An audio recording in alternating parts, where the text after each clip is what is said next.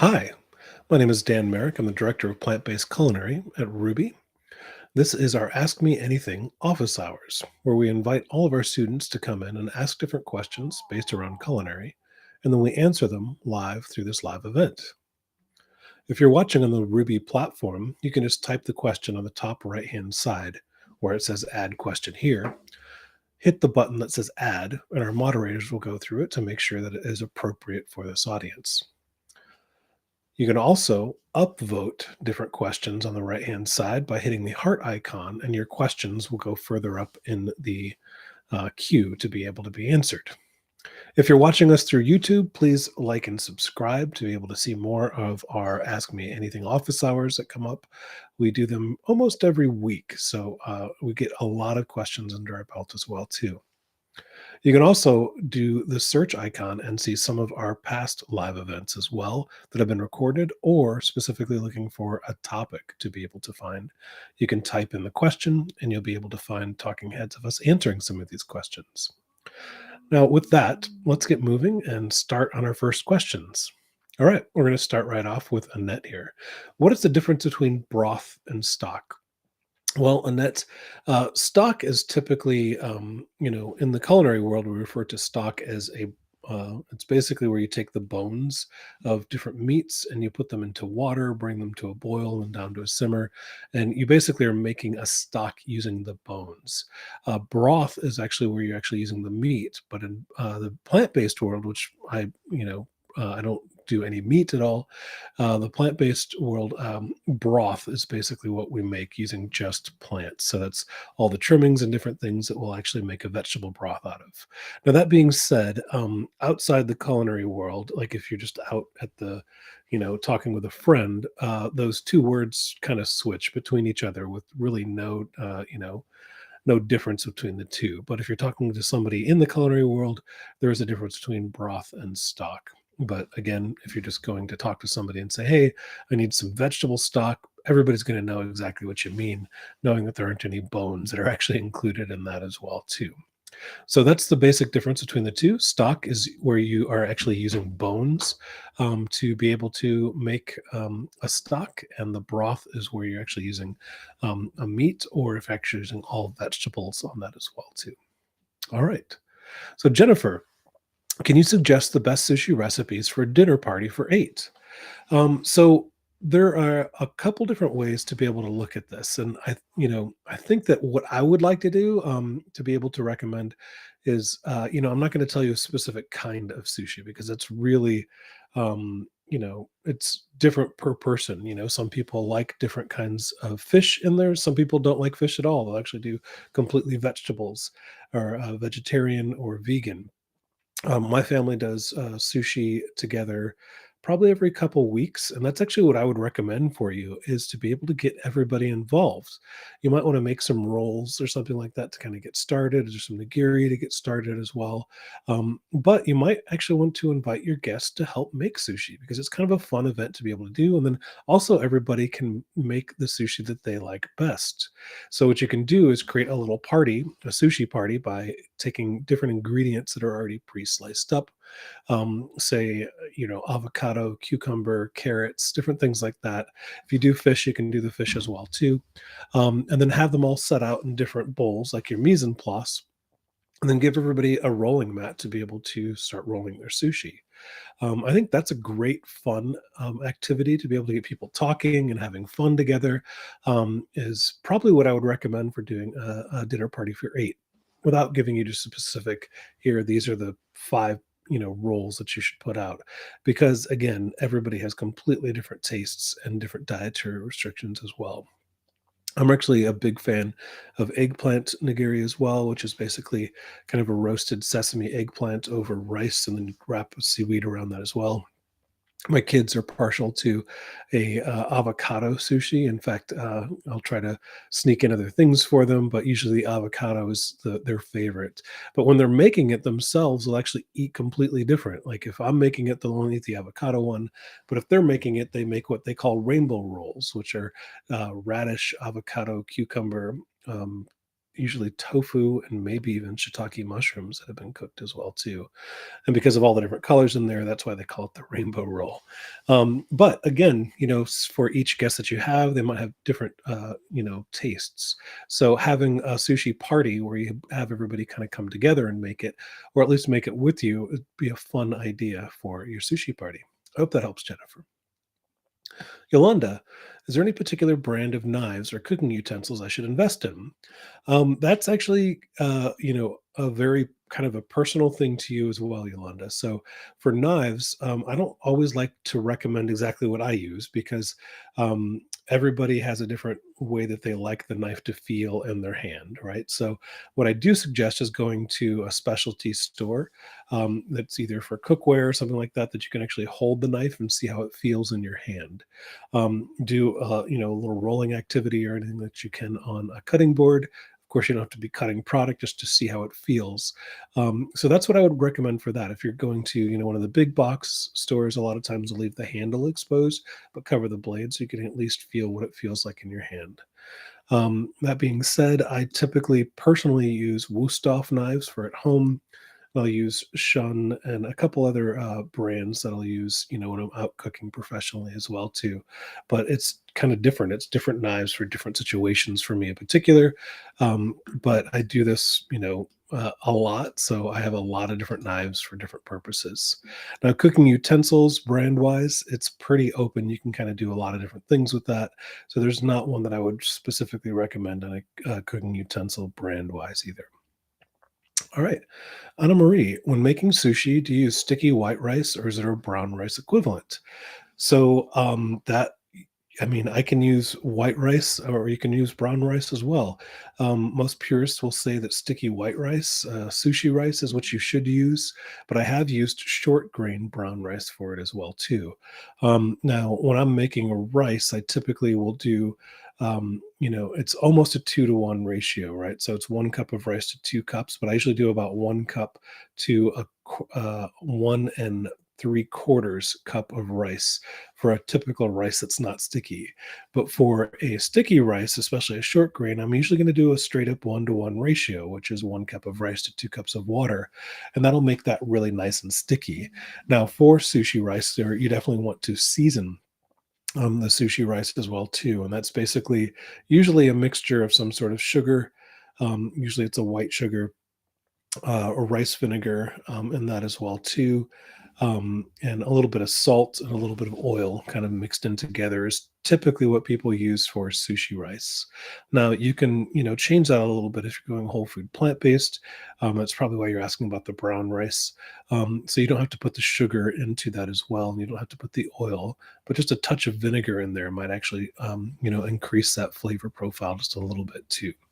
So, yeah, you can totally use a brown rice equivalent. Just make sure it is a short grain brown rice when you're using it to be able to make it that sticky consistency you're looking for when you're making sushi.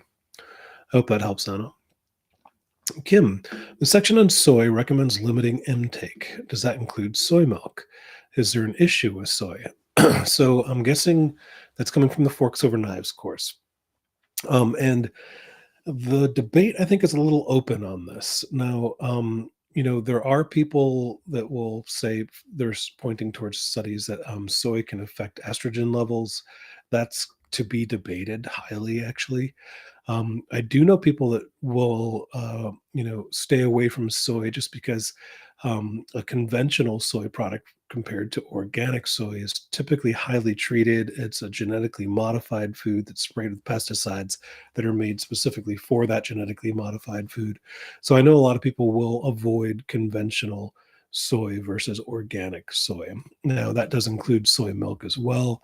Um, so I think if you're enjoying soy, which we do quite often, we have tofu very often, and we'll use soy milk, well, usually almond milk, but sometimes soy milk in like our oats in the morning and stuff like that.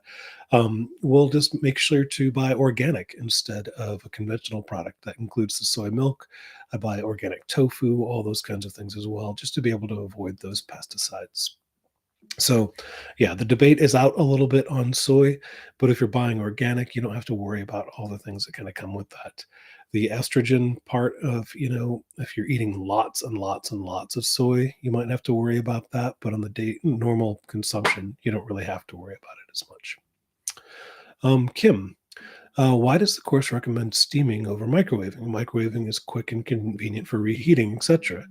Yeah, so there is a science behind microwaving. Basically, what you're doing in microwaving is you're heating up the water molecules within something, and they're moving so fast that it basically heats it up. Now, there's a debate upon that if that actually helps deplete some of the micro and macronutrients that are in the food. Um, if you're talking about specifically just microwaving to reheat something, like a cup of coffee, make tea, things like that, that's completely fine. If you're using a microwave kind of like every day to be able to make your food, I might recommend steaming it instead, just depending on the time factor. That being said, if you're not going to eat your broccoli because you don't have the time to steam it, but you do have the time to microwave it because at least you're getting something in that broccoli category, right? So, um, kind of have to pick out what's convenient for you to be able to make sure that it works for you. So I would definitely recommend steaming over microwaving. But again, if it's a time and convenience thing, in order for you to eat your vegetables, then do what you can on that as well. Rose, I need to replace my KitchenAid Ultra Power Food Processor. I only cook at home for two people. Can you make suggestions for me? Well, KitchenAid, the one that you had, is actually a pretty good brand. So is the Cuisinart, are both great brands for food processors. The Ultra Power one, I don't know that brand in particular, but there are different ones that have like different kind of cup sizes. So if you're doing like 8 cups versus 5 cups of something, and you want to kind of keep that in mind for those. I have one where there are different kind of bases that kind of sit inside of each other, which is great because I can do a cooking demo, take one out, and then start something else back up into it, which is wonderful. But for home use, you don't really need something like that. You're looking for something that's very simple. I would say about a 7 to 8 cup. That has just a spinning blade, maybe an attachment to be able to do some, julienne, or to do some other attachments on it might be nice as well too. But KitchenAid's a great brand, so is the Cuisinart. There are lots of other brands that are out there, like the Ninja ones and stuff like that. But just a little bit of research will go a long way on those. I personally use a KitchenAid one. It works great for me. I've had it for 10 years plus probably, and it works fantastic. All right, Amy, when not cooking with oils, how do you stop food from sticking to the pan? I've been using water. That's actually perfect. So, depending on what food you're cooking, you are probably going to have to deglaze the pan a little bit to be able to get whatever it is to not stick to the pan.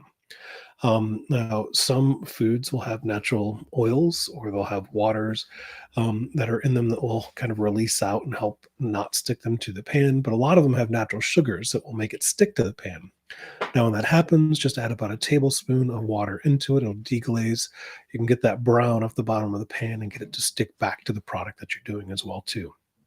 So water is actually the perfect medium to be able to help get things not to stick to the pan when you're doing a saute. All right, Maria. Hi, Chef Dan. What seasonings do you like to add to plain white or brown rice to have on hand? That completely depends on what meal I'm making. So, like I referred to the sushi earlier, when you're making sushi, you typically will make a sushi seasoned rice, and that's usually a vinegar and sugar and oil, with a little bit of salt in that as well too. Um, but if you're doing something like maybe Italian, you might want to do maybe like a pilaf. Ruby has a great lemon rice recipe where it's just basically a couple herbs and some lemon that are mixed into that. So you can squeeze some lemon into making it, and maybe a little bit of oregano or something like that. But if you're doing something that's, Indian, you might put cardamom seed or something into your rice to be able to give that nice aromatic flavor to it. Maybe even a little star anise or something like that, just like one maybe. But so it kind of really depends on what you're making to be able to season your rice to match what you're cooking. Mark, I wonder your thoughts on microwaving my veggies every night for a couple minutes and then sauteing it afterwards to minimize the olive oil needed to cook it entirely in the pan. So if you're using the oil, and just even minimal, you don't need to microwave it before you're sautéing it in a pan. You can cook it completely in the pan, without having to use the microwave, which is what I would recommend doing. You can just keep it down to a lower level heat on it, to be able to cook it up, so it cooks through. You could also even put water in the pan to be able to help steam it, and then add a little bit of oil to the pan to put a caramelization on it if that's what you want to do. So that's probably what I would recommend most often is especially if you're doing it every night, just to put your veggies right in the pan and start off at a lower heat and then raise it up to be able to put a caramelization on it, depending on what your vegetables are. And Mark's next question: does it make sense when sautéing veggies with a very small amount of olive oil and to splash bits of veggie broth to keep nonstick pan functioning smoothly?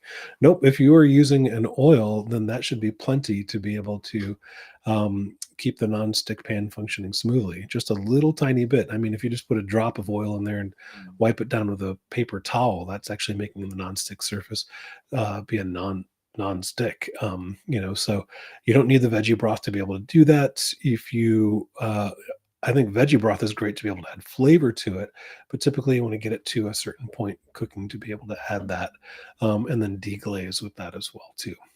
But great, great way to add flavor to it just by doing a little deglaze with vegetable broth.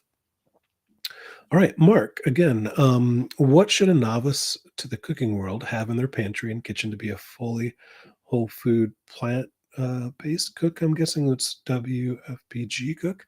Um, and that really kind of depends on where you're, what you'd like to do. Just kind of starting out, I think there's a great task on the Plant Pro and the Whole Food and the Forks Over Knives course that is resetting the pantry. What basically tells you to kind of look in your pantry and look at the things that are not whole food plant based and be able to get rid of the things that aren't. On in general, in the pantry, there are a lot of different things that I keep on hand. I keep a lot of different kinds of beans, varieties of beans. I keep them both whole and dried. So depending on timing wise, if I'm in a hurry, I can use a can. If I have a little bit more time, I'll usually make them from scratch. Um, I use all kinds of different seasonings. So, different herbs. In the summertime, I'll grow a lot of herbs, and then I'll have some fresh on hand during the winter. But then I also have a lot of dried ones, including ones that I've grown in the garden and dried myself as well too.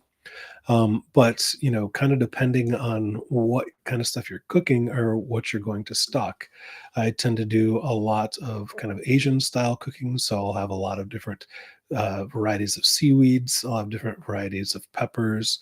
That's anything from like gochujang to chipotle. So it's a wide variety from Asian to Mexican varieties as well too. So it really kind of depends on what style of food you want to do, or you cook a lot of, to be able to know what to keep in your pantry on hand. But the first step is taking a look at your pantry, seeing what doesn't fit to the whole food plant based style, and then um, switching that out to be able to accommodate your needs. So the temptation for other things, other items are not there in front of you. Hope that helps, Mark.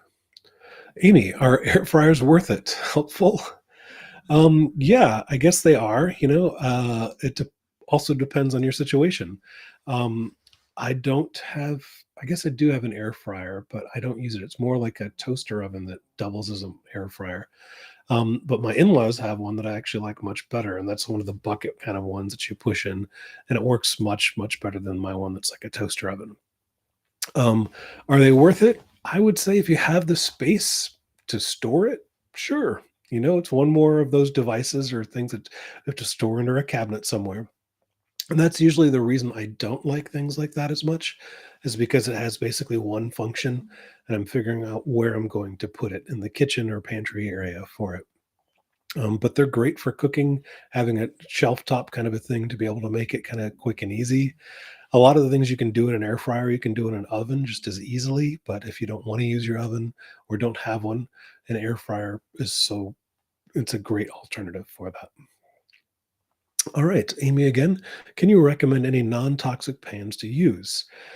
So, on the top of the list of non toxic, most people would go towards stainless steel or ceramic. Stainless steel is definitely a great pan to be able to, cook in. That's what we usually recommend for most of our courses as well. There's a huge variety of different stainless steel pans out there, from all clad to made in, a lot of different varieties of different pans that are out there. Uh, you know, but that's probably what I would do for those. For ceramic, there's a lot of different varieties too, but doing just a little bit of research on those will help you kind of steer in the right direction. I personally use mostly all clad pans, and then I have a ceramic based non-stick hex clad pan. But that's just my own personal opinion. If you talk to a different instructor, they'd probably give you a different recommendation, a different brand as well too. Madura. Hi, chef. Can I get a resource for healthy and tasty tempeh recipes? My family is not really into tempeh, and the few recipes I follow don't seem to be popular. Thank you. So yeah, if you use the search icon up in the top right hand side, it's actually right next to your name. If you scroll up, you'll find a host of different tempeh recipes that we offer through Ruby. Now, experimenting with those a little bit to be able to see what your family likes is probably the biggest hurdle, but part of that is experimentation, right? So you can do different glazes on them. You can roast them. You can, bake them as well too. You can grill them. So we do tempeh in a lot of different ways. We have curried tempeh that we do in our family. I'll do like kind of like a barbecue glaze on it in the summer, and I'll do grilling and stuff like that, and then do slices of it to be able to put on sandwiches is great. I'll do a tempeh larb where I crumble it and do cover it with a lot of lime juice and fresh herbs like basil and mint and green onion or chives, and then put those in lettuce wraps. So there's a lot of different varieties of things out there. I think one of the biggest things that people forget to do when they're using tempeh is I usually will boil it ahead of time before actually using it for other things, because it gets kind of weird, that rid of that kind of weird fermenty kind of flavor to it as well too. So that might be a big help for that.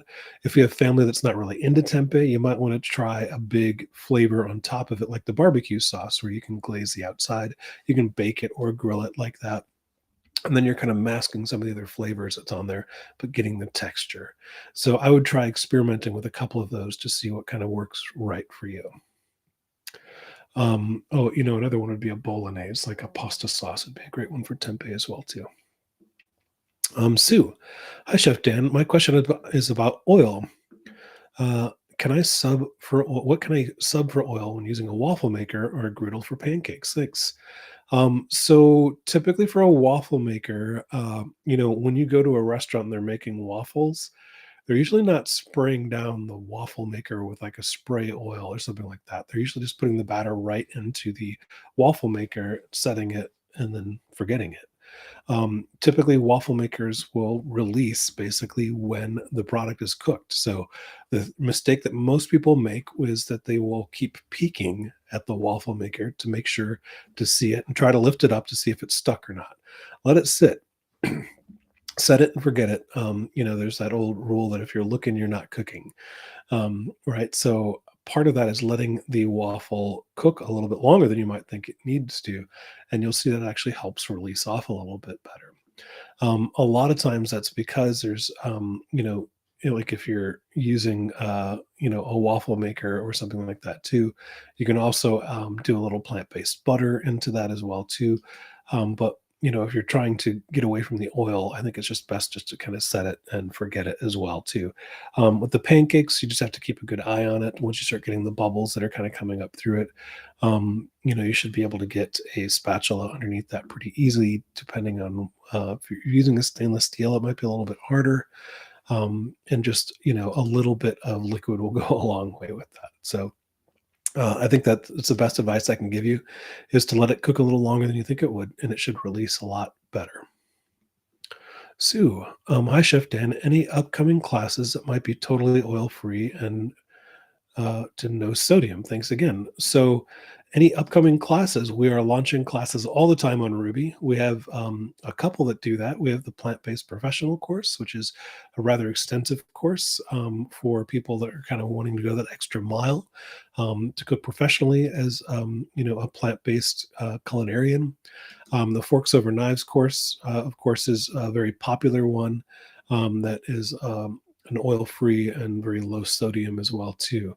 Now, those are the two that are kind of the highlighted. We have a couple other versions of those as well, a couple short courses you can check out as well too. But we are, always coming up with new products and having new partners that have no oil and very low sodium as well too. So just keep an eye out. We usually do releases and press releases when those ones come out too. But those would be the top two that I would recommend at the moment. Sheila, hi there. I love onions and use them a lot.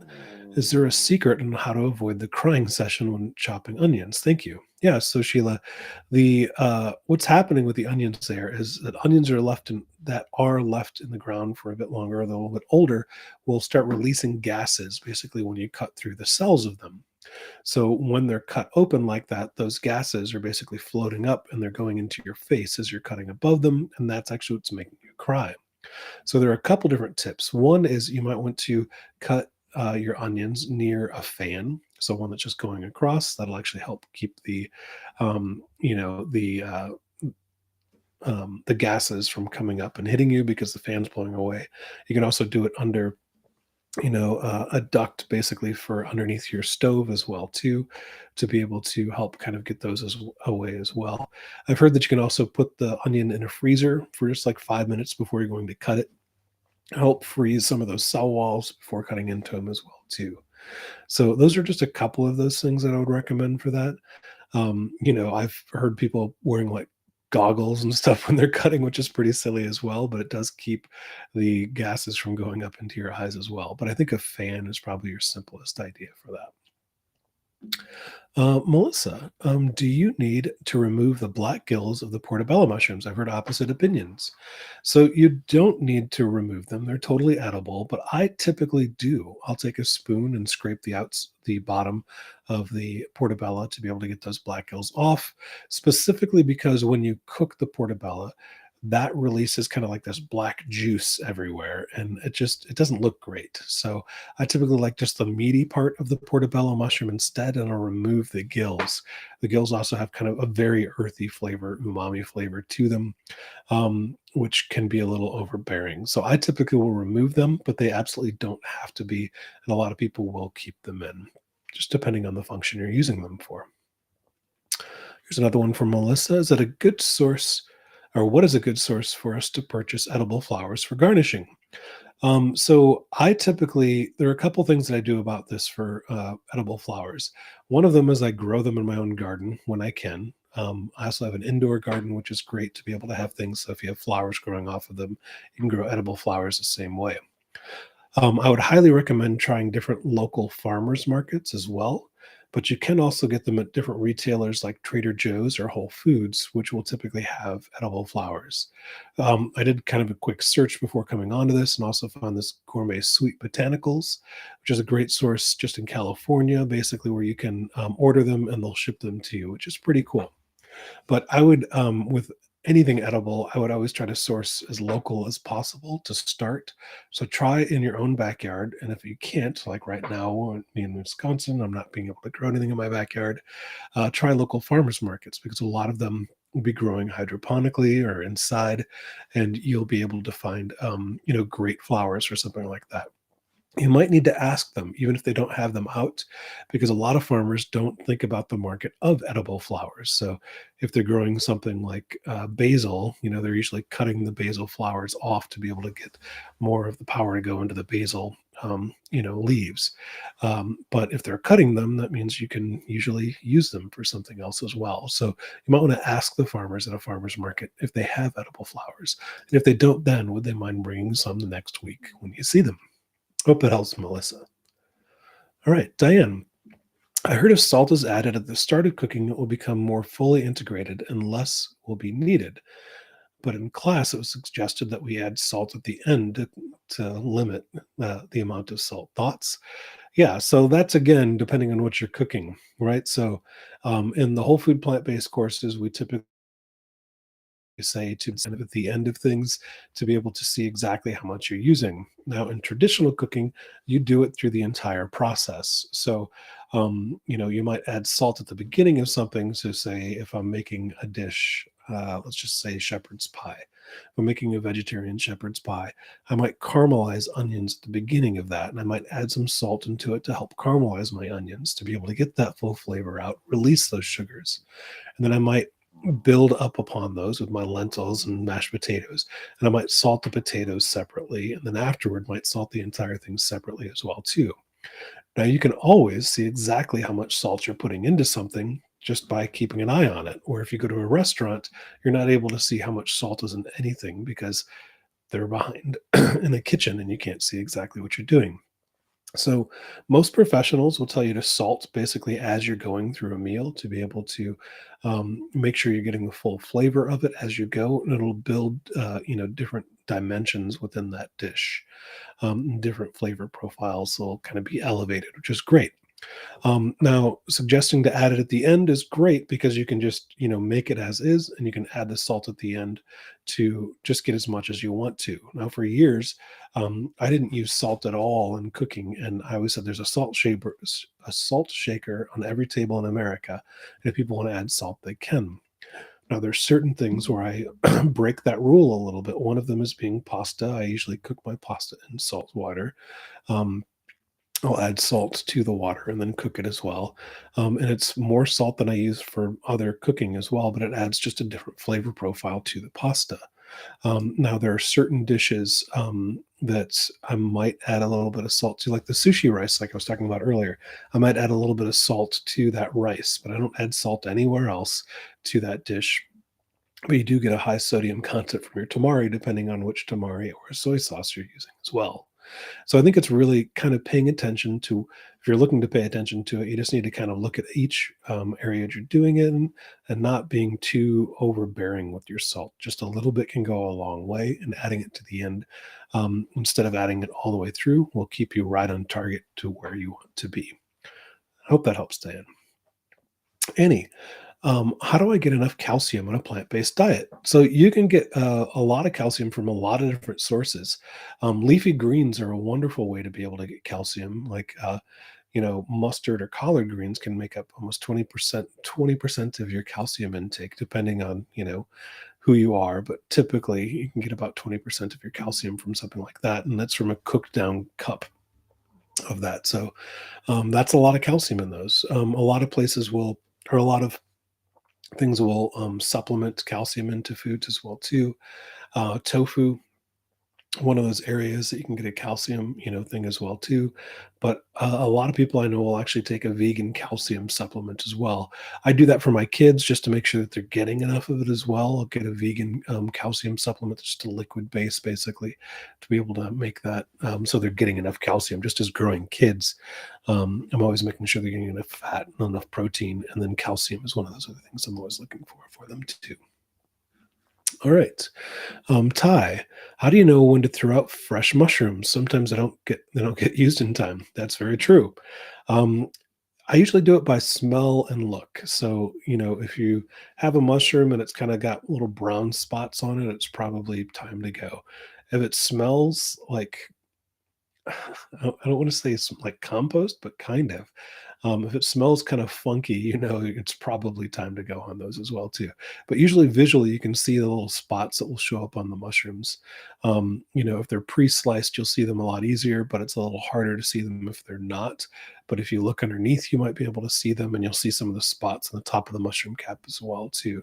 But just by smell, you should be able to tell pretty quickly if they're bad. And if you have a question, it's probably, if you're questioning it, it might be a little too late.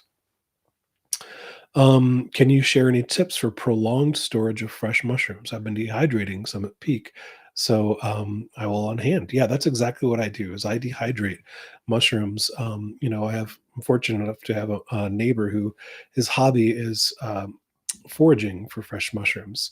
So here in Madison, oyster mushrooms are actually um, a crop that people don't want. It's an invasive species in Madison, so he will go out and pick tons and tons of oyster mushrooms, and my dehydrator will be full pretty much all spring and summer of different mushrooms and different things. And mushrooms I will dehydrate and then I'll put them in mason jars. Sometimes I'll freeze them as well too to be able to keep those. So that's my best tip for you, Ty. It seems like you're on that same boat, and it works really well.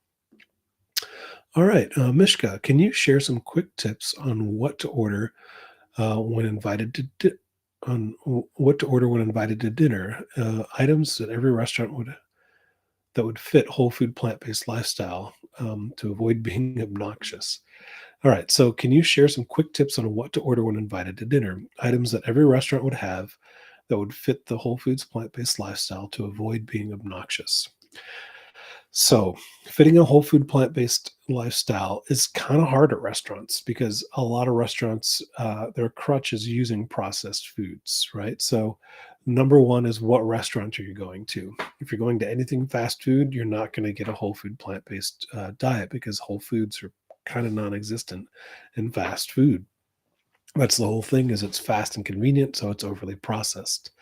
Now, if you're going to, it's actually funny. Like, it really depends on the rest or in the restaurants you're going to be able to make that happen. I hate to say salads are kind of one of those top things, but they are. Look for foods that have the whole ingredient. So if it has something like an acorn squash with risotto or something in it, that might be a good place to be able to start because they're starting. You can see the whole, acorn squash, and you can ask what's in the risotto to make that happen, or the quinoa mix or whatever's on the inside too. Most restaurants will actually have some sort of a vegan option, so I would kind of start there to be able to make that work for you. And one of my best tips that I can give to people, especially if you're being invited to dinner, is if you find out where you're going, call in advance and see what kind of options they have for whole food plant based, to be able to make sure that you just get through all the hoops before you get there. Right. So if you show up to a restaurant last minute and you're asking the chef to do something off menu, that can be a lot harder for some chefs compared to if you call the day in advance or the morning of and say, I'm coming with a group of 4 people. 2 of us are eating whole food plant based, and I would love to be able to have an option to be able to eat and not make it a big deal. And just by doing that simple little thing, you'll see goes a very long way with chefs.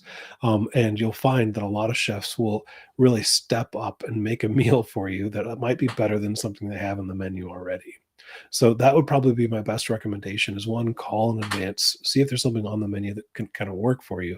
But there's definitely not going to be something that every restaurant would have except for probably a salad, which is not always our best bet too, depending on the salad as well. But so that's what I would do is call in advance to see what kind of options they can help you with.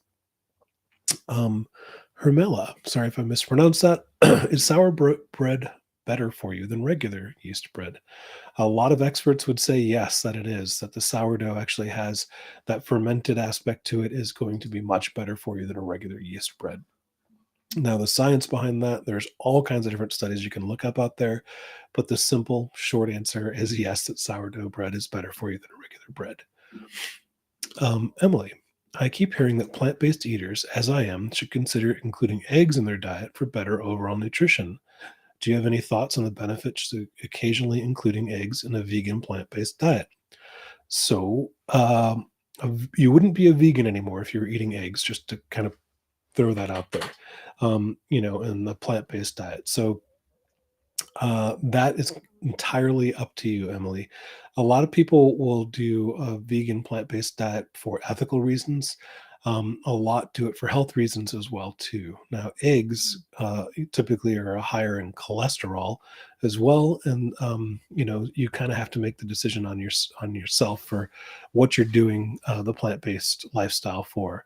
If you're doing it for ethical reasons, typically eggs wouldn't be at the top of your list for that, just because of the process that it takes to be able to get to an egg, meaning that only female chickens lay eggs and the male ones are discarded.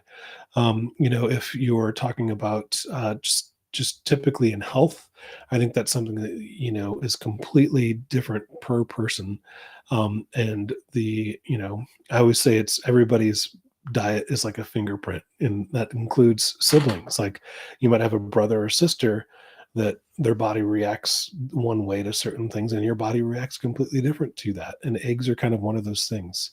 Now, knowing the high cholesterol that's in eggs, I would probably say it's not the healthiest food for us.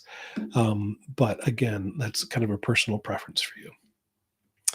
Tony, how long can homemade plant milk last in the fridge?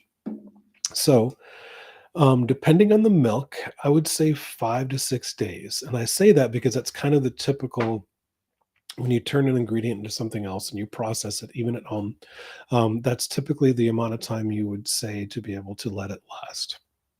You will know right away if your plant-based milk has gone bad. When you open it up and smell it, it'll smell really funky if it's gone bad. But I would probably say about the 5 to 6 day range is a safe range to be able to keep that and not have a single worry about it at all. After that, you definitely want to open up the lid to smell it to see how it smells each day. Diane, is there a better way to cook oatmeal, especially as I cook with soy milk instead of water? A pressure cooker, ideas? Yeah, so you could do it in all kinds of ways. I had a client that I worked for, and every morning he would make his steel cut oats in a rice maker, like the same one that I make my sushi rice in. Like, that was his way to make his oatmeal every single morning. And he just, poured all the ingredients in and pushed his button, and it was done. Um, my family loves overnight oats. We just pour almond milk in over the oats with some fruit and stuff like that, and a little bit of cinnamon, and that works great for us. Cooking it, just in a standard pot is actually the way my dad does it every morning, and he'll cook it just in the pot. And he usually does water. Sometimes he'll do a soy milk or an almond milk as well too. But a pressure cooker would work just as well. It's really about the convenience and what works best for you. Anna Marie, comment, if I call in advance and talk to a chef, make sure to send a thank you note. That's a great comment there, Anna. So, yeah, if you call in advance, definitely, thank them afterward. And a thank you note is a wonderful way to be able to show that off. You can also leave comments on their, Google pages or whatever, to be able to talk about how accommodating they were as well. So thanks for that, Anna Marie. It's a great way to end our session today. So thank you for joining us for Ask Me Anything Office Hours with Ruby. Have a great day.